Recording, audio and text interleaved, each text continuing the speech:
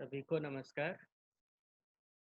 आज का जो हमारा विषय रहेगा वह है स्तुत्व संधि और इसकी भी हम सोदाहरण व्याख्या देखेंगे।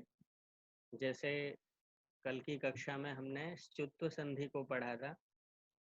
लगभग इससे मिलती-जुलती ही संधि है स्तुत्व संधि। तो यदि कल का पाठ सभी की समझ में आया है तो निश्चित रूप से इस संधि को समझने में भी बहुत आसानी रहेगी। तो इसका सूत्र है ष्टुत्व संधि का ष्टुना-ष्टुः और स्तोश्चुना-ष्चु से स्तो की अनुवृत्ति आती है, जो मैंने तुम्हें यहाँ ब्रैकेट में दिखाई हुई है। तो ष्टुना-ष्टुः और अनुवृत्ति हो गई स्तो की। तो इन तीनों शब्दों को मिला करके अब हमारा विभक्ति अर्थ क्या निकलता है, सबसे पहले हम विभक्ति अर्थ को देखेंगे। स्तोः षष्ठी विभक्ति एक वचन है और षष्ठी विभक्ति का अर्थ मैंने बताया था के स्थान पर। तो सकार और तू अर्थात तवर्ग, तो सकार एवं तवर्ग के स्थान पर ष्टुना, ष्टुना में श मूर्धा और टू का तात्पर्य है टवर्ग और तृतीया विभक्ति एक वचन का ये शब्द है। तो तृतीया विभक्ति का अर्थ बताया था योग होने पर, ठीक है। तो ष्टुना का तात्पर्य हुआ शकार एवं टवर्ग का योग होने पर। तो शकार एवं टवर्ग का योग होगा तब क्या होगा, तो अंतिम शब्द है ष्टुः। ष्टुः अर्थात शकार एवं टवर्ग हो जाता है, क्योंकि ष्टु में प्रथमा विभक्ति एक वचन है और प्रथमा विभक्ति अपना अर्थ विधेयार्थ के रूप में प्रस्तुत करती है। तो शकार एवं टवर्ग हो जाता है। तो इस प्रकार से इसका संपूर्ण अर्थ समेकित रूप में क्या हुआ, शकार एवं टवर्ग का योग होने पर सकार एवं टवर्ग के स्थान पर क्रमशः शकार एवं टवर्ग हो जाते हैं। ब्रैकेट में मैंने इससे पहले अर्थ में जोड़ा है सकार एवं टवर्ग के साथ शकार एवं टवर्ग का योग होने पर, ठीक है। वो इसीलिए ब्रैकेट में दिखाया है क्योंकि यहाँ पर ये दो बार तो इस्तेमाल हुआ नहीं है, सकार एवं टवर्ग स्तोह शब्द दो बार इस्तेमाल नहीं हुआ है। लेकिन जब ये कह दिया कि शकार एवं टवर्ग का योग होने पर, तो अपने आप ही स्वाभाविक रूप में प्रश्न उठता है कि योग तो दो वस्तुओं के बीच में होता है, तो शकार एवं टवर्ग का योग किसके साथ होगा। तो और दूसरा स्थान बता दिया है कि सकार एवं टवर्ग के स्थान पर संधि होती है। तो ये अंडरस्टूड है, ये अंतर्निहित बात है कि शकार एवं टवर्ग का योग जो है सकार एवं टवर्ग के साथ अपेक्षित है। तो सकार एवं टवर्ग के साथ जब शकार एवं टवर्ग का योग हो जाएगा तो सकार एवं टवर्ग के स्थान पर, क्योंकि षष्ठी विभक्ति स्तो में ही है और स्तोश्चुनाश्चु में भी यही था, इसमें भी यही है कि जो संधि होनी है, शकार एवं टवर्ग होने हैं, वो किसके स्थान पर होंगे, सकार एवं टवर्ग के स्थान पर हो जाते हैं। योग कैसे भी हो सकता है, पूर्व वाले शब्द में सकार एवं टवर्ग होकर के पर वाले शब्द में शकार एवं टवर्ग हो सकता है, या पूर्व वाले शब्द में शकार एवं टवर्ग होकर के पर वाले शब्द में सकार एवं टवर्ग हो सकता है, क्योंकि योग दोनों तरह से सिद्ध होता है। लेकिन जो संधि होगी वो षष्ठी विभक्ति स्तो में लगी हुई है, इसीलिए सकार एवं टवर्ग के स्थान पर ही होगी, चाहे वो सकार एवं टवर्ग पूर्व शब्द में हो या चाहे वो सकार एवं टवर्ग पर वाले शब्द में हो, ठीक है। तो इस तरह से यहाँ पर आपके पास स्थानीय 6 हो जाते हैं जिनके स्थान पर संधि होनी है, सकार त थ द ध न, और इनके स्थान पर होने वाले जो आदेश हैं वो भी 6 हो जाते हैं आपके पास, श और ट ठ ड ढ ण।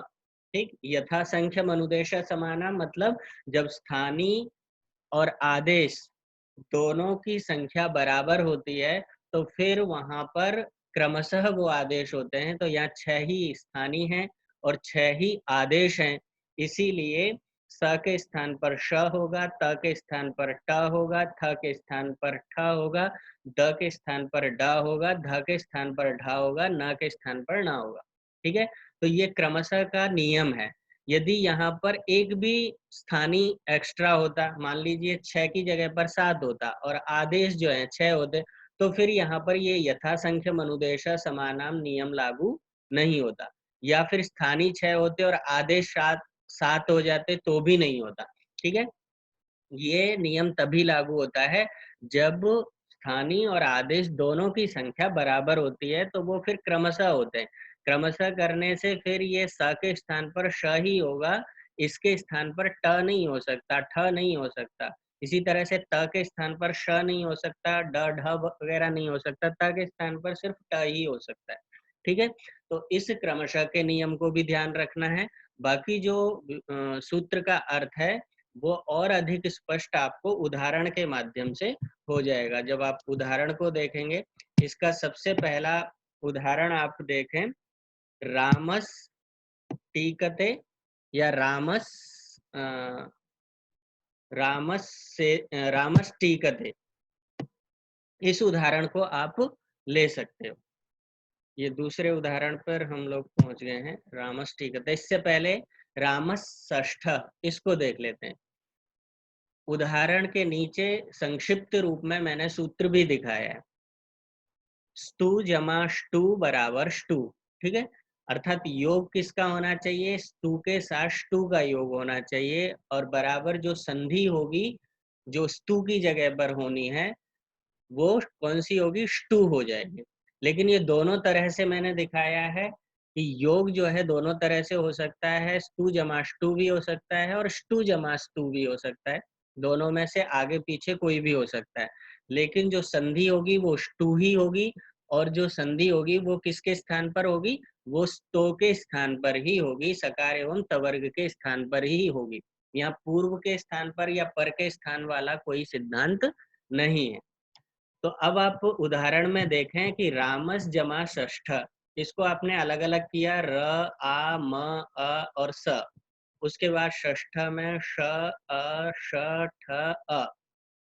संधि किस किस के बीच में होनी है, यहाँ पर पूर्व शब्द का अंतिम अक्षर है स, सकार जो कि व्यंजन है, और पर शब्द का आदि अक्षर है श, ये भी व्यंजन है। ठीक है, तो व्यंजन की जगह पर संधि होती है, इसीलिए तो ये व्यंजन संधि के अंतर्गत गिनती इसकी हुई है। ठीक है, तो अब आप नियम घटाइए, टू स्तोश्चुनाश्चू तो घट नहीं सकता क्योंकि सकार और तवर्ग के साथ वहां पर शकार एवं चवर्ग का योग अपेक्षित है। यहाँ सकार एवं तवर्ग तो शर्त घटती है क्योंकि सकार है, लेकिन पर वाले शब्द में बाद में योग जो है स्चू का नहीं है, शकार या चवर्ग का नहीं है। इसीलिए ये दूसरे सूत्र की आवश्यकता हुई स्टुनाष्टु की। वो कहता है कि नहीं, सकार और तवर्ग के साथ यदि शकार एवं टवर्ग, मूर्धा स एवं टवर्ग का भी योग होगा तो फिर ष्टु संधि हो जाएगी। ठीक है, तो ष्टु संधि हो जाएगी। तो इसके लिए आप देखें, सकार यहाँ पर है और शकार का ही आपको योग प्राप्त हो रहा है। तो इन दोनों का योग होने के कारण से, क्योंकि योग दोनों तरह से, स से श का योग है और श से ऊपर से स का योग भी है। ठीक है, तो कैसे भी हो सकता है, इसे आगे भी कहीं पर मिल सकता है ये, और ये स कहीं पीछे भी मिल सकता है, तो वो योग जो है उनका माना जाएगा। लेकिन संधि जो होगी वो किसके स्थान पर होगी, वो सकार एवं तवर्ग के स्थान पर ही होगी, चाहे वो किसी भी साइड में हो, चाहे वो पर वाले पक्ष में हो या पूर्व वाले पक्ष में हो। यहाँ पर ये पूर्व वाले पक्ष में सकार है, तो इसकी जगह पर क्या है, संधि हो जाएगी। और संधि क्या होगी कि क्रमशः होते हैं, स के जगह पर श होता है, त की जगह पर ट होता है, इस तरह से क्रमशः अक्षर होते हैं। तो यहाँ सकार है, इसीलिए सकार की जगह पर यहाँ क्या हो जाएगा, मूर्धा शकार हो जाएगा। और मूर्धा शकार हो जाएगा तो पर वाला जो शब्द का अक्षर है श, वो वैसे के वैसे उतर आएगा, क्योंकि संधि केवल इसके जगह पर हुई है, सकार के स्थान पर। तो बाद में अब आप पहले वाले शब्द को वैसे ही लेकर के आइए। र में आ था, म में आ था, और दंती श जो था, उस दंती श की जगह पर आपकी ष्टु संधि होकर के मूर्धा श हो गया है, जो कि लाल कलर में दिखाई दे रहा है। उसके बाद आपका श था षष्ठ का, फिर अ था, फिर मूर्धा श था, फिर ठ और अ था। अब इन सभी मात्राओं को आप मिला देंगे तो आपकी जो संधि निष्पन्न होगी वो होगी रामषष्ठ। ठीक है। तो इस तरह से यहाँ पर ष्टुनाष्टु का पहला उदाहरण इन्होंने प्रदर्शित किया कि सकार के स्थान पर मूर्धन्य शकार हो जाता है यदि ष्टु का आगे योग हो तो। दूसरा उदाहरण आप देखेंगे रामस्टीकते। यहाँ पर भी वैसे ही सूत्र प्रदर्शित किया गया है। अब आप संधि को देखिए कि र में आ है, म में अ है, फिर स है। उसके बाद टीकते का ट, ई जुड़ा हुआ है, क में आ है, त और ए। संधि जो होनी है वो आपकी सकार एवं टकार के मध्य होनी है, अर्थात सूत्र जो घटाना है वो इन दोनों के मध्य घटेगा। तो स्तोष चुनाश्चु नहीं लगेगा, क्योंकि शकार एवं च वर्ग का योग नहीं है। यद्यपि सकार है, लेकिन तुरंत ष्टुनाष्टु आएगा कि नहीं। सकार एवं तवर्ग के साथ यदि शकार एवं टवर्ग का योग भी प्राप्त होता है कहीं, तो फिर वहां पर ष्टुनाष्टु की संधि प्राप्त होती है, ष्टुत्व प्राप्त होता है।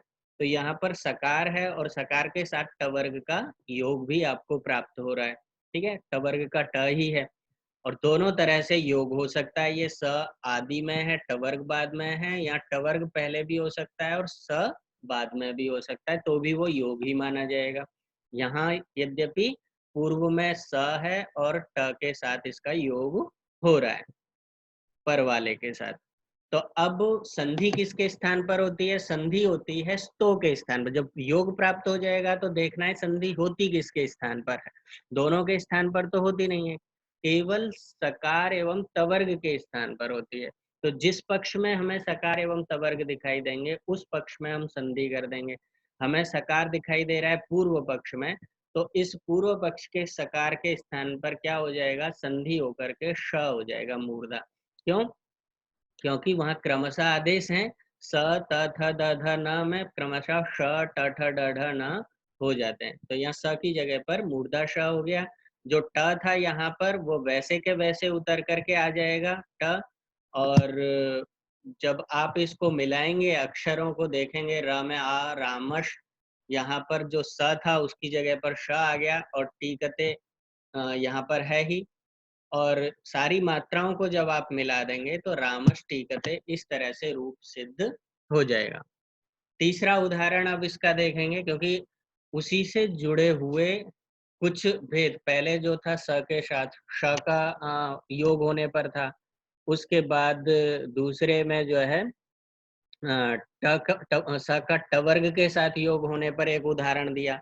अब यहाँ पर त के साथ टवर्ग का उदाहरण, तवर्ग के साथ मतलब पहले सकार के साथ था, अब तवर्ग के साथ भी एक उदाहरण दिखा रहे हैं यहाँ पर। तत् जमा टीका है जैसे। ठीक है, सूत्र ऊपर लिखा हुआ है संक्षिप्त रूप में, जिससे आपको ध्यान रहे हमेशा कि हमें करना क्या है संधि में। तत् है तो तत् में त, अ और त, और टीका में ट, बड़ी ई, क और आ, ये स्थिति है। संधि हमें करनी है तकार एवं टकार के मध्य में, क्योंकि यहाँ पर संहिता है। ठीक, तो स्तोष चुनाश्चु घटेगा नहीं, क्योंकि स्तो है लेकिन स्चु नहीं है, स्चु का योग नहीं है। तुरंत स्टू ना स्टू आया कि हाँ स्तो यदि होगा और स्टू भी होगा, स्टू का योग मिलेगा, तो फिर ष्टुत्व संधि हो जाती है। तो यहाँ स्टू का योग मिल रहा है, टवर्ग का योग मिल रहा है। ठीक है, तो तवर्ग के साथ यहाँ टवर्ग का योग प्राप्त हो गया। अब आपको देखनी है कि तवर्ग के साथ यदि टवर्ग का योग प्राप्त होता है तो किसके स्थान पर संधि होती है? इस तो के स्थान पर होती है, सकार एवं तवर्ग के स्थान पर होती है। तो यहाँ पर क्या है? सकार नहीं है, लेकिन क्या है? तवर्ग का त है।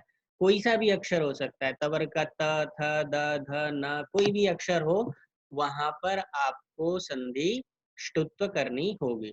तो यहाँ तवर्ग का त है, और त है तो यहाँ संधि क्या होगी? त की जगह पर ट होता है, क्योंकि क्रमशः होते हैं। तवर्ग का पहला अक्षर त है, टवर्ग का पहला अक्षर ट है, इसीलिए तवर्ग की जगह पर टवर्ग का ट हो जाएगा। और बाकी जो अक्षर हैं वैसे के वैसे आप उतार लेंगे। टीका के ट जो थे वो पर वाले वो वैसे उतर आएंगे। त में अ जुड़ा हुआ था, अब त जो था उसकी जगह पर यहाँ आपने संधि कर दी, तकार के स्थान पर टकार हो चुका है, जो लाल कलर में दिखाई दे रहा है। और बाद वाला जो ट है वो वैसे के वैसे आ जाएगा, ई क अ, और सारी मात्राओं को जब आप मिला देंगे तो ये जो संधि निष्पन्न होगी वो तट्टी का संधि निष्पन्न हो जाएगी।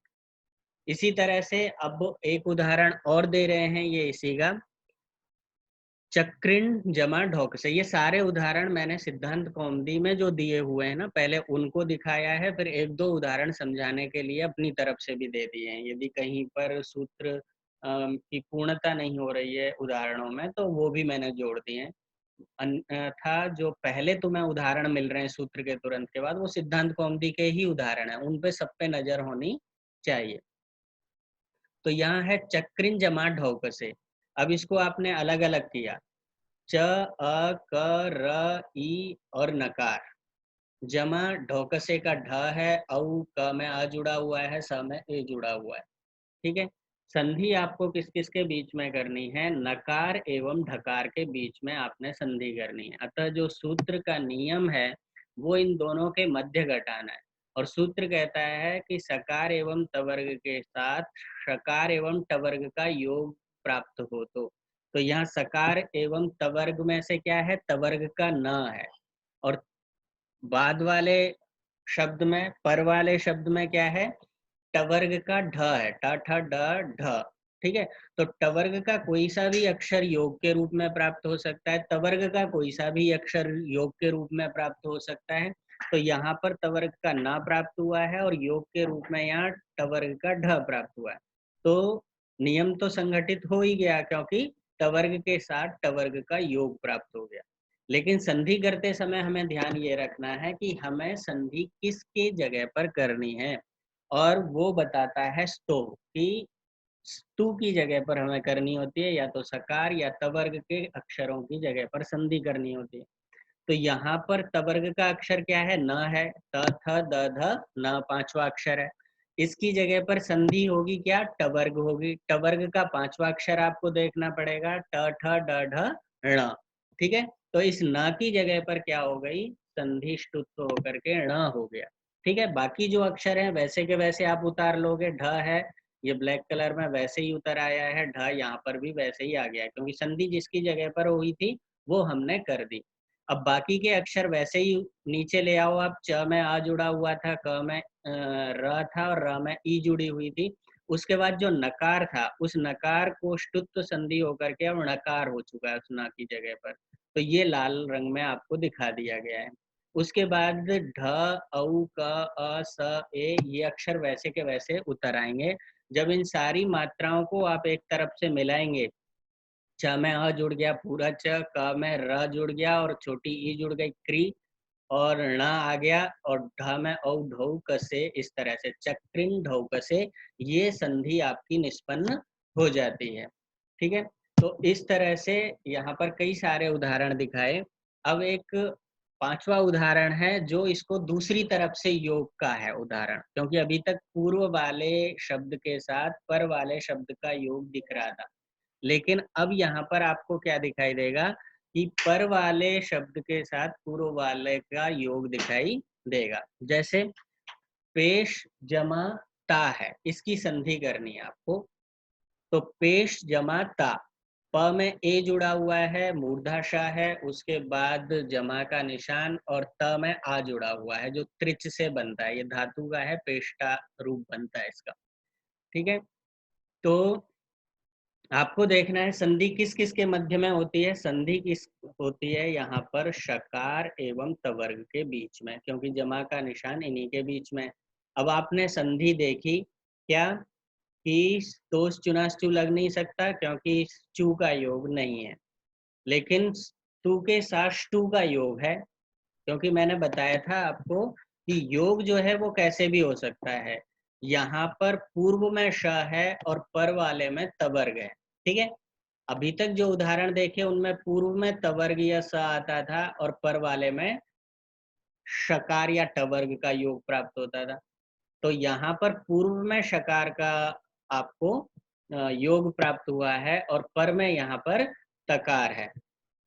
तो लेकिन उससे फर्क कुछ नहीं पड़ेगा, क्योंकि योग जो है दोनों तरफ से संभव है। जब श से त जुड़ रहा है तो त से श भी जुड़ रहा है, दोनों एक दूसरे से जुड़ रहे हैं। लेकिन संधि करते समय ध्यान ये रखना है कि हमें संधि किसकी जगह पर करनी है। संधि हमें सकार एवं तवर्ग के स्थान पर करनी होती है। तो वो सकार एवं तवर्ग चाहे पूर्व में हो चाहे पर में हो, जिधर भी होंगे उधर ही संधि हो जाएगी। तो यहाँ शकार एवं तवर्ग की योग प्राप्त हुआ और संधि कहती है कि तवर्ग के स्थान पर। तो तवर्ग हमारा पर वाले शब्द में दिखाई दे रहा है, तो इस त के स्थान पर जो लाल रंग में दिखाई दे रहा है क्या हो जाएगा, ष्टुत्व संधि होकर के ट हो जाएगा। क्यों? क्योंकि तवर्ग की जगह पर टवर्ग होता है और त जो है वो तवर्ग का पहला अक्षर है और ट जो है वो टवर्ग का पहला अक्षर है, इसीलिए त की जगह पर ट हो गया।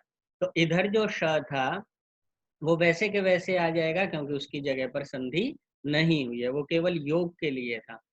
अब यहाँ पर आप वैसे के वैसे शब्दों को लाएं कि प में ए जुड़ा हुआ था, फिर श था, उसके बाद त था और त की जगह पर अब लाल रंग में आपको ट दिखाई दे रहा है। क्यों? क्योंकि यहाँ पर त के स्थान पर ष्टुत्व संधि होकर के ट हो गया है और उसके बाद आ है। जब इनको आप मिला लेंगे तो आपका शब्द निष्पन्न होगा पेष्टा। इस तरह से आपका रूप निष्पन्न हो जाएगा। तो ये उदाहरणों में आपने देखे कि हर तरह से यहाँ पर पूर्व में हो चाहे पर में हो, योग केवल होना चाहिए।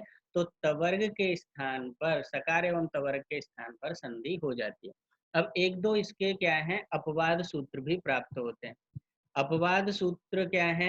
एक सूत्र है न पदांता टोरनाम, ये भी इसका अपवाद सूत्र है, और एक सूत्र है तोषी, वो भी इसका अपवाद सूत्र है। तो पहले हम यहाँ पर तोषी को देख रहे हैं। तोषी सूत्र अपवाद के रूप में ये कहता है कि तवर्ग के स्थान पर यदि शकार परे हो तो ष्टु नहीं होता है, टवर्ग नहीं होता है। ठीक है, देखो तो शी दो अक्षर शब्द हैं इसमें। तो में षष्ठी विभक्ति एक वचन है। ठीक, यहाँ पे थोड़ा करेक्ट कर लेना, पंचमी विभक्ति दिखा दी है मैंने। षष्ठी विभक्ति एक वचन है और शी में सप्तमी विभक्ति एक वचन है। शकार के परे होने पर अर्थ देता है और ष्टु न ये अव्ययपद है, अर्थात तो प्रथमा विभक्ति का अर्थ देता है, टवर्ग नहीं होता। तो अर्थ इसका हो गया, तवर्ग से उत्तर यदि शकार परे हो तो तवर्ग के स्थान पर टवर्ग नहीं होता है। ठीक है, इसमें आपको ये दिखा दिया तथ दधना और आदेश टठ डढ़ना, इसको कट कर दिया, अर्थात ये नहीं होता है। ठीक है, नहीं होगा तो क्या होगा, जो है वैसे के वैसे रहेगा। उदाहरण से आपको ये देखो स्पष्ट हो जाएगा। जैसे इसमें उदाहरण में दिखाया आपको कि शकार परे हो तो, थोड़ा सा इसमें जो है भिन्नता हो गई है, ये दिखाता हूँ मैं। उदाहरण इसका षट नाम, हाँ ये है इसका उदाहरण तोषी का, कि संजमा षष्ठ। संजमा षष्ठ में स अ और न है, उसके बाद षष्ठ का श और अ और श ठ ये जुड़ा हुआ है। संधि आपको करनी है नकार एवं शकार के बीच में। अब देखो, सबसे पहले आप स्तोष चुनाश्चु बोलो। सकार एवं तवर्ग के साथ शकार एवं चवर्ग का योग होना चाहिए। तो यहाँ तवर्ग तो है लेकिन शकार एवं चवर्ग नहीं है, तो स्तोष चुनाश्चु चला गया कि नहीं, वो नहीं घटता। ष्टुनाष्टु आया, वो कहता है कि सकार एवं तवर्ग के साथ शकार एवं टवर्ग का योग हो तो ष्टु संधि हो जाती है। तो यहाँ तवर्ग के साथ शकार का योग है, इसीलिए ष्टु संधि होनी चाहिए। ठीक है, लेकिन तोषी जो सूत्र है वो अपवाद बन करके आता है। वो कहता है कि नहीं, यदि श पूर्व में है, कहीं तवर्ग का योग है या और कोई कंडीशन है, तो उस स्थिति में तो ष्टुत्व संधि होगी, लेकिन केवल एक कंडीशन में ष्टुत्व संधि नहीं होगी। यदि तवर्ग का अक्षर पहले होगा और उसके बाद में यदि शकार होगा, मूर्धा श होगा, तो उस स्थिति में हम जो है ष्टुत्व संधि नहीं करेंगे। मतलब ष्टुनाष्टु से संधि प्राप्त हो रही थी यहाँ पर, लेकिन तोषी सूत्र जो है अपवाद के रूप में आता है और आकर के निषेध कर देता है। ये निषेध सूत्र है कि यहाँ पर ष्टुत्व संधि नहीं होगी। तो यहाँ पर तवर्ग के साथ शकार का योग होने पर, ष्टित्व संधि प्राप्त होने पर भी तोषी सूत्र ने मना कर दिया। अच्छा, वो मना तभी करेगा जब पहले तवर्ग हो और बाद में शकार हो। यदि पहले शकार होगा और बाद में तवर्ग का अक्षर होगा तो मना नहीं करेगा। उसकी एक ही कंडीशन है कि तवर्ग का अक्षर पहले है और शकार बाद में है, तो फिर जो है ष्टुत्व संधि नहीं होती है। तो यहाँ नकार तवर्ग का है, बाद में श है, तो इसके जगह पर ष्टुत्व संधि नहीं होती, अर्थात न है तो न वैसे के वैसे उतर आता है। श स ऐसे ही आ गए। जब आपने उतारे सारे अक्षर स में अ न षष्ठ, और जब इसको मिलाएंगे आप तो शन षष्ठ इस तरह से रूप निष्पन्न हो जाएगा। तो एक उदाहरण ये आपको तोषी का प्राप्त होता है। दूसरा अपवाद एक इसका और मिलता है, न पदांता टोर नाम। ये भी सूत्र है, मतलब दो सूत्र अपवाद के रूप में प्राप्त होते हैं। ठीक है, तो न पदांता टोर नाम मुझे लग रहा है सूत्र इसमें पीपीटी में मेरे नहीं है, लेकिन यहाँ पर मैं दिखा देता हूँ तुम्हें। ठीक है, पदांत टवर्ग से उत्तर जो स्तु है उसका ष्टु का निषेध करता है। देखो, न पदांता टोर नाम अर्थ क्या कहता है, मैं ऐसे ही बता देता हूँ। यहाँ पर वो कुछ गड़बड़ हो गया एक स्लाइड में, कि न पदांतात टोह अनाम। ये है, न अक्षर है, पदांतात है, टो है और अनाम है। पदांतात टो, पदांतात में भी पंचमी विभक्ति एक वचन है और टो में भी पंचमी विभक्ति एक वचन है। तो पंचमी विभक्ति अर्थ देती है से उत्तर। ठीक है, तो पदांत टवर्ग से उत्तर, ये यहाँ पर सूक्ष्म रूप में जो संक्षिप्त रूप में मैंने सूत्र दिखाया है उसमें आप देख सकते हो कि पदांत टवर्ग से उत्तर क्या होना चाहिए, कि सकार एवं तवर्ग का यदि योग हो, क्योंकि पीछे से स्तोष चुनाश्चु से स्तो की अनुवृत्ति आ रही है। तो पदांत टवर्ग से उत्तर यदि सकार एवं तवर्ग का योग प्राप्त हो रहा है, तो सकार एवं तवर्ग के स्थान पर जो होने वाला ष्टुत्व है, ष्टु संधि है, वो नहीं होती है, उसका निषेध हो जाता है। ठीक है, जैसे उदाहरण से आपको स्पष्ट हो जाएगा, और उदाहरण में मैं आपको बता दूंगा। उसमें अनाम कहा है, नाम शब्द को छोड़ करके कहा है केवल, क्योंकि नाम जो है वो भी तवर्ग है, तो एक शब्द को छोड़ दिया है वहां केवल। तो यहाँ देखो आप, षट संतः, यहाँ असलियत में शस जमा संतः, और इसको दूसरी संधि होती है झलाम जशोंते से, श को ड हो जाता है षड संतः, और उसको भी फिर वा वसाने से क्या है, विकल्प से वो होता है, एक बार षड संतः बनता है और एक बार षट संतः, इस तरह से संधि बनती है। तो ये मैंने ब्रैकेट में इसीलिए दिखा दिया है कि इससे पूर्व की स्थिति तुम्हें पता चल जाए। हालांकि मुख्य बात आपको जो ध्यान रखनी है वो यही रखनी है यहाँ पर, कि षट जमा संतः, इसके बीच में संधि होनी। तो षट में स अ और ट है, फिर संतः में स अ न त अ है। संधि बीच में होनी है टकार एवं स के बीच में। अब आप देखो यहाँ पर स्तोष चुनाष्टु तो लग नहीं रहा क्योंकि इस चू का योग नहीं है, लेकिन ष्टुनाष्टु प्राप्त हो रहा है यहाँ। क्यों? क्योंकि सकार एवं तवर्ग के साथ यदि शकार एवं टवर्ग का योग है, तो यहाँ सकार है और यहाँ टवर्ग का योग भी है, अर्थात ष्टुनाष्टु हो रहा है। तो उस ष्टुनाष्टु से यहाँ क्या होना चाहिए, कि सकार की जगह पर मूर्धा श होना चाहिए ष्टुनाष्टु से। लेकिन इस सूत्र ने, न पदांता टोरनाम ने निषेध कर दिया अपवाद बन के। उसने कहा कि यदि पदांत में टवर्ग स्थित है, पदांत मतलब शब्द के अंत में, सुप्तिंगंतम पदम, जो विभक्ति अंत वाले शब्द होते हैं उनको पद कहते हैं। तो षट जो है प्रथमा विभक्ति एक वचन का रूप है, इसीलिए ये पदांत हो गया। पद के अंत में टवर्ग का भी अक्षर यदि कोई है, ट ठ ड ढ ण, तो टवर्ग का ट ही है। तो कह रहे हैं कि इस स्थिति में यदि तवर्ग का या सकार का योग प्राप्त होता भी है, तो भी जो है वहां पर ष्टुत्व संधि नहीं होती है।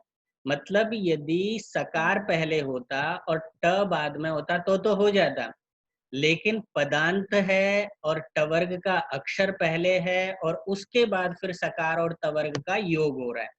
ठीक है, सकार तवर्ग का पहले योग है तो फिर तो ष्टुत्व संधि ही होगी, लेकिन टवर्ग का योग पहले आ गया और सकार तवर्ग का योग बाद में आ गया है, तो फिर ष्टुत्व संधि नहीं होगी। न पदांता टोर नाम, ये सूत्र इसका निषेध कर देता है। संधि नहीं होगी तो स जो है वैसे के वैसे रहेगा, क्योंकि संधि सकार एवं तवर्ग के स्थान पर ही रहती है। स वैसे ही उतर आया, ट वैसे ही आ गया, और षट संतः इस तरह से आपका रूप निष्पन्न हो जाता है, षट संतः। ठीक है, संधि नहीं होती। इसी का दूसरा उदाहरण यहाँ पर षट ते है। वो जो है सकार परे होते हुए दिखाया था, ये तवर्ग का परे हुए दिखाया है। पदांत टवर्ग से उत्तर यदि सकार एवं तवर्ग का योग हो। ठीक है, तो यहाँ पर क्या है, टवर्ग है और सकार और तवर्ग में से यहाँ तवर्ग का योग है। तो इन्होंने कहा यदि ये तवर्ग पहले होता तो दिक्कत नहीं थी, फिर तो ष्टुत्व संधि हो ही जाती। लेकिन ये सूत्र कहता है कि नहीं, पदांत टवर्ग यदि पहले आ गया है और बाद में तवर्ग का योग प्राप्त हो रहा है, तो फिर जो है ष्टुत्व संधि नहीं होती है, बल्कि उसका निषेध हो जाता है। निषेध हो गया तो इस त की जगह पर ट नहीं होगा, और ट नहीं हुआ तो त ही दिखाई दे रहा है आपको, और इस तरह से षट से ये रूप सिद्ध हो जाता है। तो पहला उदाहरण षट संता में सकार का योग से दिखाया था, षटते में तवर्ग का योग से एक उदाहरण दे दिया। इसी तरह से ठ ड ढ ड़ इनके भी उदाहरण हो सकते हैं जहां पर ष्टुत्व का निषेध हो जाएगा।